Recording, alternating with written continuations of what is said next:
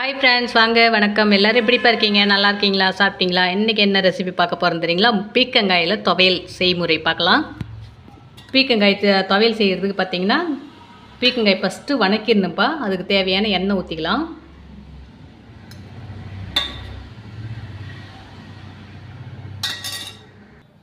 வாங்கப்பா, எண்ணெய் வந்து நல்லா காஞ்சிடுச்சு. பீர்க்கங்காய் கொட்டிக்கலாம். நான் வந்து பீர்க்கங்காய் வந்து நல்லா வணங்கணும் அப்படிங்கிறதுக்காக பொடியாக கட் பண்ணியிருக்கேன். இந்த எண்ணெயில் நல்லா பீர்க்கங்காயை வணக்கிக்கலாம்ப்பா.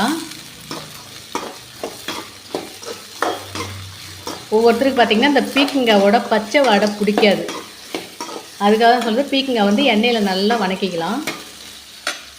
ஒரு 2 நிமிஷம் பாட்டு நல்லா வணக்கலாம்.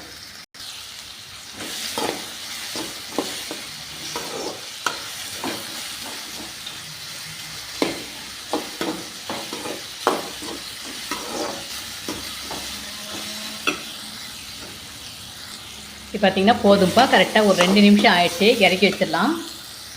அடுத்ததாக பார்த்திங்கன்னா ஒரு வடைச்சட்டி ஒன்று அடுப்பில் வச்சுருக்கிறேன்ப்பா. லைட்டாக எண்ணெய் போட்டுக்கலாம். இதில் பார்த்திங்கன்னா நான் புளி வந்து எப்போயுமே அப்படியே போடுவோம் இல்லைங்களா, நான் வந்து இன்னும் அப்படியே போடல. இப்போ இதில் பார்த்திங்கன்னா ஓடு நிறையா இருந்தது, அந்த புளிங்க ஓடு நிறையா இருந்தது. அப்புறம் பார்த்திங்கன்னா நார் நிறையா இருந்தது. அது ரொம்ப எடுக்கிறதுக்கு கஷ்டமாக இருக்குதுன்றதால நான் புளி வந்து சுடுதண்ணி, பெரிய நெல்லிக்காய் சைஸில் புளி வந்து நல்லா கொதிக்கிற தண்ணியில் போட்டு ஊற வச்சு அது நல்லா ஆறுனதுக்கப்புறம் நல்லா கசக்கி கெட்டியாக கரைச்சி வச்சுருக்கிறேன். நம்ம வந்து துவையல் அரைக்கும் போது பார்த்திங்கன்னா தண்ணி ஊற்றி தானே அரைப்போம். அதுக்கு பதிலாக அந்த புளியை ஊற்றி அரைச்சிக்கலாம். சரிங்களா? இதில் பார்த்திங்கன்னா எண்ணெய் நல்லா காஞ்சிருச்சுப்பா. பூண்டு போட்டுக்கலாம். அதோடு சேர்த்து இஞ்சியும் போட்டுக்கலாம்.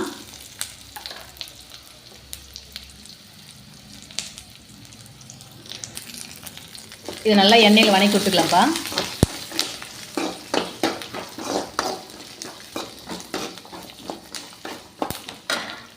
இதோட அந்த பூண்டு இஞ்சி பார்த்திங்கன்னா அதிக நேரம் எண்ணெயில் வணங்க தேவையில்லை. கொஞ்சம் லைட்டாக பச்சை வாடை இருந்தால் தான் டேஸ்ட் நல்லாயிருக்கும். இதோட பார்த்திங்கன்னா காஞ்ச மிளகாய் நான் வந்து ஒரு பீர்க்கங்காய் போட்டிருக்கிறேன். ஒரு பீர்க்கங்காய்க்கு இது கொஞ்சம் அதிகம் தான் நினைக்கிறேன். நான் இல்லைப்பா, எடுத்துடுறேன். அவ்வளோதான், நான் அளவு தெரியாத போட்டேன். இல்லை அப்படியே எடுத்துடலாம் அப்படின்னு தான் போட்டேன். அதுக்குள்ளே கொஞ்சம் இங்கே பாட்டெல்லாம் பாடிட்டு இருந்தால் வீடியோ கட் பண்ணி எடுக்கிறதுக்காக விட்டுட்டேன் அப்படியே.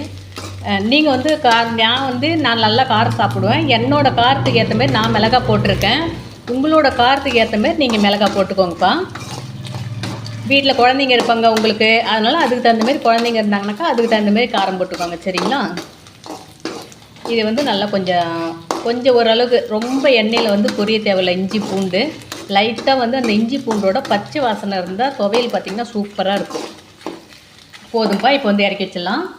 இப்போ நம்ம அடுத்ததாக ஒரு வடைச்சட்டி ஒன்று வச்சுக்கிறோம்ப்பா. அந்த வடைச்சட்டியில் பார்த்திங்கன்னா வெறும் கருவேப்பிலை மட்டும் போட்டு லைட்டாக சூடு பண்ணி எடுத்துக்கலாம்.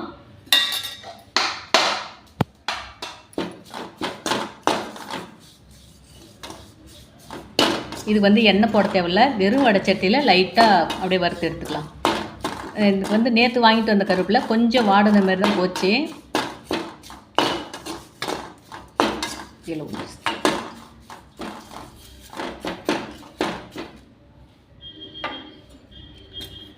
ஓகேப்பா, கருவேப்பிலை வந்து பொரிஞ்சது போதும், எடுத்துடலாம். எடுத்து அதை ஒரு பிளேட்டில் கொட்டி வச்சுக்கலாம். அடுத்ததாக இதில் என்ன பண்ண போகிறோம் அப்படின்னா, கொஞ்சம் எள்ளு அடுப்பு வந்து சிம்மில் வச்சுக்கோங்க. அடுத்ததாக பார்த்திங்கன்னா வெள்ளு போட்டுட்டாங்களா, எள்ளு, வெந்தயம், வரமல்லி, கடுகு, ஜீரகம் இதெல்லாம் போட்டு ஒட்டுக்க ஒரு வறுத்துக்கலாம்ப்பா. எண்ணெய் விட தேவையில்ல, அப்படியே வெறும் வடைச்சட்டியில் லைட்டாக வறுத்துக்கலாம். இது எல்லாமே பார்த்திங்கன்னா கருகிடாமல் ஓரளவுக்கு லைட்டாக செவந்த உடனே எடுத்துடலாம்.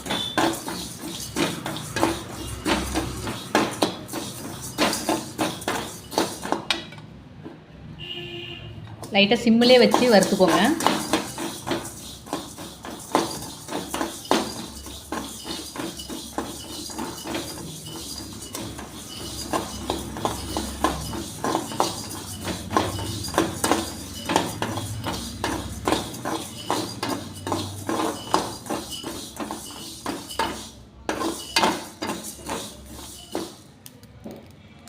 இந்த பொரியுது பார்த்திங்களா, அந்த மாதிரி இருக்கும்போது கலர் பாருங்கள். இப்போ லைட்டாக கொஞ்சம் சேஞ்ச் ஆகிடுச்சு.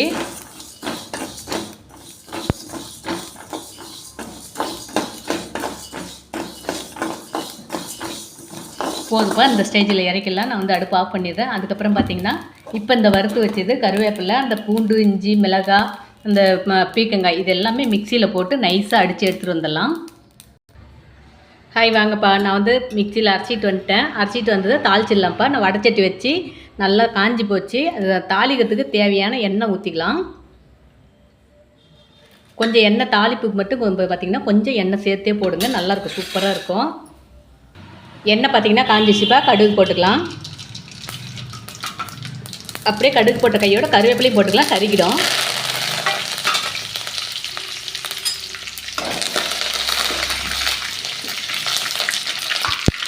கடுகு பொரிஞ்சிச்சு, கருவேப்பிலையும் பொரிஞ்சிச்சு. பார்த்திங்கன்னா இந்த சட்னி ஊற்றிக்கலாம். துவையலும் சொல்லிக்கலாம், சட்னின்னு சொல்லிக்கலாம், நோ ப்ராப்ளம். இதில் பார்த்திங்கன்னா நான் அரைக்கும் போதே பார்த்திங்கன்னா உப்பு போட்டுக்கிட்டேன்ப்பா. உப்பு போட்டுக்கிட்டேன். இது பார்த்திங்கன்னா டேஸ்ட்டு பார்த்தேன். பார்த்திங்கன்னா பரவாயில்ல. நான் வந்து அந்த ஒரு 3 மிளகாய் 4 மிளகாய் எடுத்துட்டுங்க. ஞாபகம் இல்லைப்பா எனக்கு எடுக்கிறதுக்கு. கொஞ்சம் எடுத்துருவோம் அப்படின்னு நான் வந்து 2 பீக்கங்காய் போடலாம் அப்படின்னு நினச்சிட்டு இருந்தேன்னா, சரி போதும், ஒன்றே போதும் அப்படின்னு நினச்சிட்டு விட்டுட்டேன். அந்த ஒரு பீக்கங்காய் கட் பண்ண நான் மிளகாய் எடுக்க மறந்துட்டேன். அதனால் பரவாயில்ல, நான் கொஞ்சம் நேரம் நிதானிச்சிட்டேன். இல்லைன்னா இப்போ ரொம்ப காரம் அதிகமாக இருக்கும், யாருமே சாப்பிட்ட மாரி போயிருக்காது. இப்போ நான் போட்ட மிளகாய் பார்த்திங்கன்னா காரம் ஓரளவுக்கு பரவாயில்ல. உங்களுக்கு காரம் கம்மியாக வேணும் அப்படின்னா ஒரு மிளகாய் 2 மிளகாய் கம்மி பண்ணிக்கோங்கப்பா. இதில் வந்து பார்த்திங்கன்னா நான் மிக்ஸி ஜார்லாம் கழுவிலாம் ஊற்றலை, தண்ணிலாம் எதுவும் ஊற்றலை. நான் அப்படியே வெறும் துவையல் மட்டும் வணக்கிக்கிறேன். இதை நீங்கள் நல்லா வணக்கி சூடு ஆற வச்சதுக்கப்புறம் ஒரு டப்பாவில் போட்டு ஃப்ரிட்ஜில் வச்சு ஸ்டோர் பண்ணி வச்சுக்கோங்க. 1 வாரம் கெடாமல் நல்லாயிருக்கும். புளியும் வந்து பார்த்திங்கன்னா நல்லா தூக்கலாக சூப்பராக இருக்குது. செம்ம டேஸ்ட்டு. இட்லி, தோசைக்கு இந்த மாதிரி தண்ணி சாதம், தயிர் சாதம் இது மாதிரிலாம் செம்ம டேஸ்ட்டாக இருக்கும். சூப்பராக இருக்குது துவையல். எனக்கு வந்து காரம் சரியாக இருக்குது. உங்களுக்கு வேணுங்கிற அளவுக்கு காரம் போட்டுக்கோங்கப்பா. அவங்க காரம் சாப்பிட்றத பொறுத்து தானே போட முடியும். கொஞ்சம் நேரம் இப்படிலே அப்படியே சுண்டுட்டுப்பா. கொஞ்சம் சாரி, நான் செல்லு இப்படி மாற்றி பிடிச்சிட்டேன்.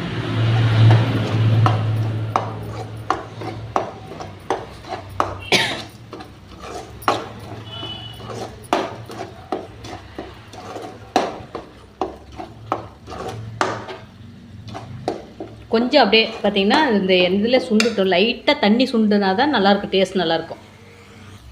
போதும். அது பார்த்திங்கன்னா நல்லா சுண்டி போயிருக்கு.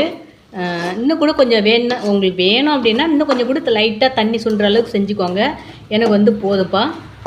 சரிங்களா? ஓகே. நான் வந்து அரைக்கும் போதே உப்பு போட்டுட்டேன். நீங்களும் வந்து அரைக்கும் போதே உப்பு போடுங்க. அதில் எல்லாத்துலோட மிக்ஸாக இருக்கும். சூப்பராக இருக்குது. எனக்கு வந்து உப்பு, காரம் எல்லாமே பக்கா டேஸ்ட்டு. ஓகேப்பா, பாய். அடுத்து ஒரு நல்ல வீடியோவில் மீண்டும் சந்திப்போம். ஓகே, பாய்.